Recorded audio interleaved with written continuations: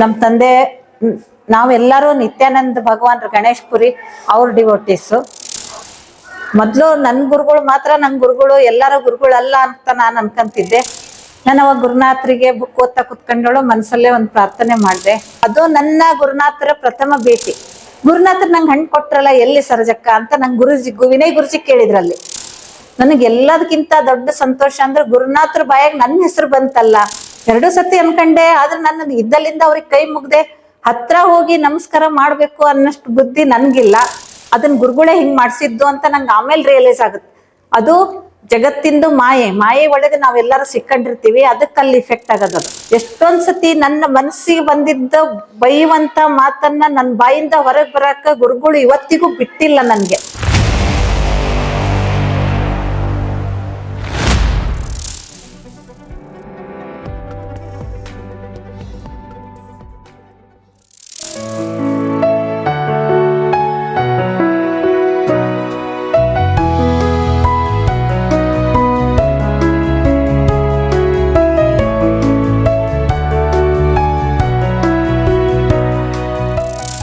ಗುರು ವಿಷ್ಣು ಗುರುದೇವೋ ಮಹೇಶ್ವರ ಗುರು ಸಾಕ್ಷಾತ್ ಪರಬ್ರಹ್ಮ ತಸ್ಮೈ ಶ್ರೀ ಗುರುವೇ ನಮಃ.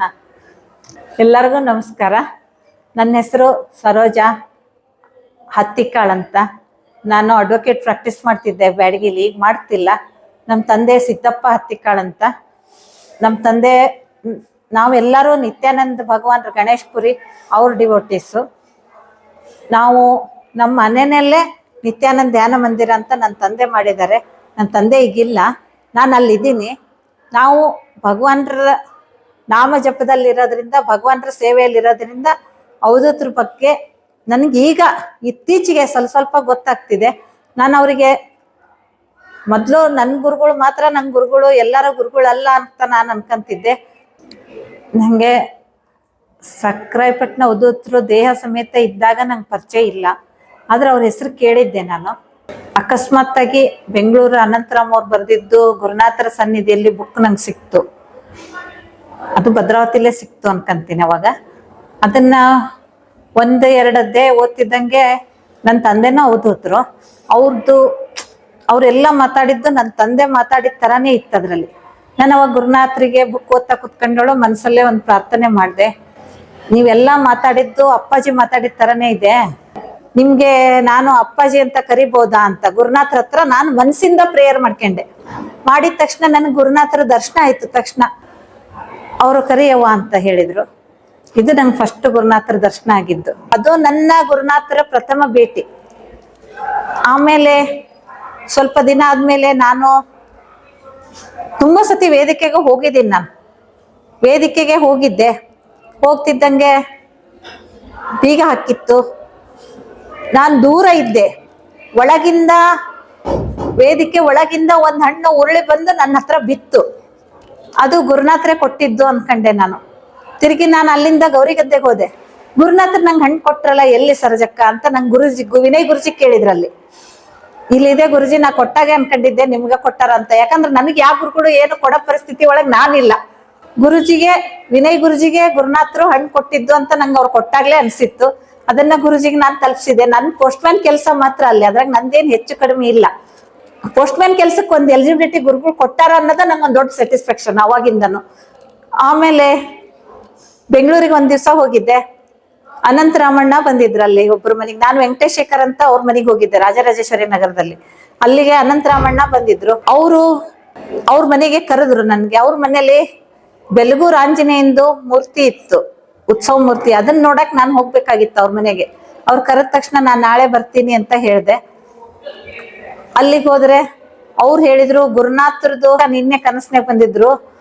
ಅನಂತರಾಮಣ್ಣ ಅವ್ರಿಗೆ ರಾತ್ರಿ ಗುರುನಾಥರ ದರ್ಶನ ಕೊಟ್ಟು ಬೆಳಗ್ಗೆ ಸರಜಕ್ಕನ್ ತಲೆ ಮೇಲೆ ಇಟ್ಕೊಂಡು ಅವ್ರದ್ದು ಪೂಜಾ ಮನೆಗಿಂದ ಒಂದ್ ಗಿಂಡಿ ತಲೆ ಮೇಲೆ ಸರಜಕ್ಕಗೆ ಇಟ್ಕೊಂಡು 3 ಪ್ರದಕ್ಷಿಣೆ ಹಾಕಕ್ ಹೇಳ್ಬೇಕು ಅಂತ ಹೇಳಿದ್ರಂತೆ. ನನಗೆ ಅವ್ರು ಕೊಟ್ರು. ಅದನ್ನ ನಾನು ತಲೆ ಮೇಲೆ ಇಟ್ಕೊಂಡು 3 ಪ್ರದಕ್ಷಿಣೆ ಹಾಕಿ ನಮಸ್ಕಾರ ಮಾಡಿದೆ.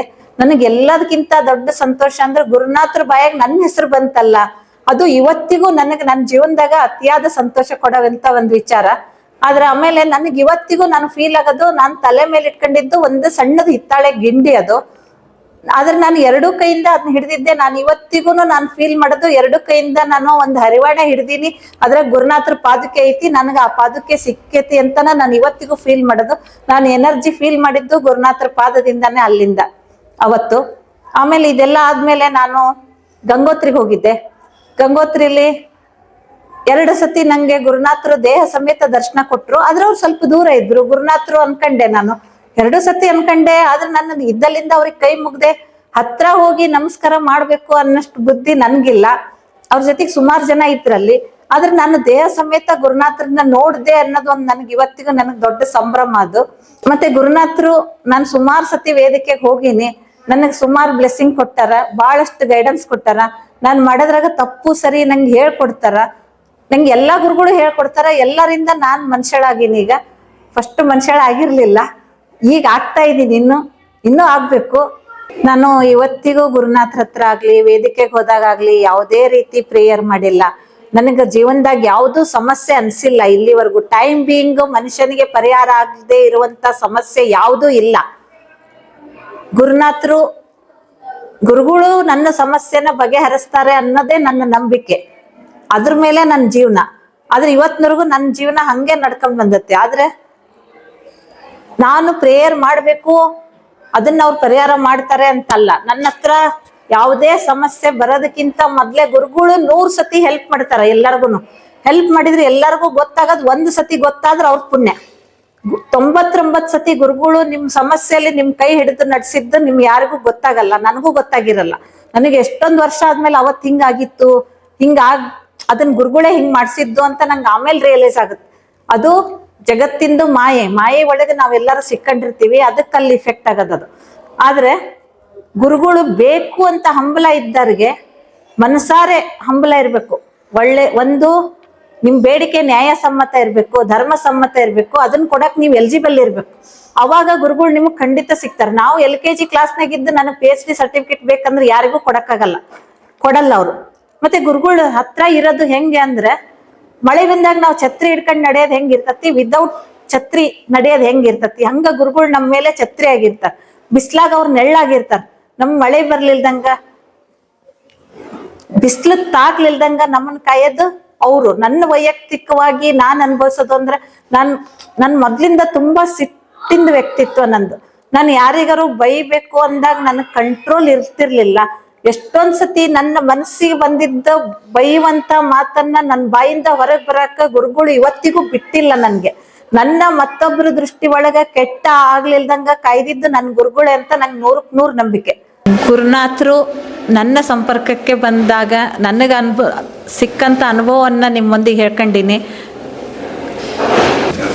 ನನಗೆ ದತ್ತಾತ್ರೇಯ ಅವರು ಒಂದು ಅವಕಾಶ ಕೊಟ್ಟರು ಗುರುನಾಥರ ಬಗ್ಗೆ ನಿಮ್ಮೆಲ್ಲರ ಜೊತೆಗೂ ವಿಷಯ ಹಂಚ್ಕೊಳಕ್ಕೆ. ಗುರುನಾಥರು ತುಂಬ ಜನ ಭಕ್ತರು ನಂಗೆ ಪರಿಚಯ ಆಗ್ಯಾರ. ಆಮೇಲೆ ಇತ್ತೀಚೆಗೆ ಅಂದ್ರೆ ಈಗ ಒಂದು 10 ವರ್ಷದಿಂದ ನಾನು ಎಲ್ಲರಿಗೂ, ನಿಮ್ಗೆ ಇದನ್ನ ಕೇಳೋರ್ಗು ಎಲ್ಲರಿಗೂ ಗುರುನಾಥರ ಆಶೀರ್ವಾದ ನಿರಂತರವಾಗಿರಲಿ ಅಂತ ಗುರುನಾಥರ ಹತ್ರ ಪ್ರಾರ್ಥನೆ ಮಾಡ್ತೀನಿ. ಮತ್ತು ನನಗೂ ಇರಲಿ ನಿಮ್ಮ ಜೊತೆಗೆ ಸೇರಿಸಿ ಅವರ ಆಶೀರ್ವಾದ ಯಾವತ್ತು. ಜೈ ಗುರುದೇವ ದತ್ತ. ನಮಸ್ತೆ.